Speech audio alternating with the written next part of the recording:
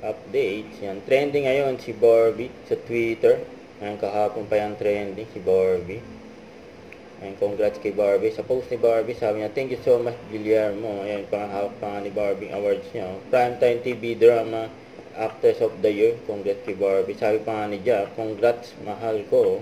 Sabi ni Barbie, syempre, thank you, mahal ko. Yun, no? Sweet pa nga ng Jackie. Grabe yun. Siyempre, yung glam team ni Barbie. Ganda pa nga ng outfit ni Barbie, oh. Yung modern Clay. Siyempre, may hawak siyang pamaypay. Signature yan ni Clay, ni Barbie. Ayan yung outfit ni Barbie. Yan sa awards night. Sa Guillermo Mendoza. Congrats kay Barbie.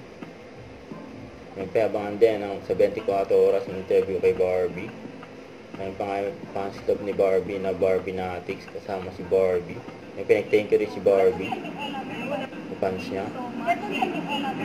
Ito yung speech ni Barbie. For Mother's Day. Happy Mother's Day, Mama! Para sa ikaw, I love you. Happy Mother's Day! Maraming salamat po! Sila ni Barbie. Nadagdagan na naman yung award si Barbie. Na-i-display niya dyan sa bago niyang bahay. Congrats.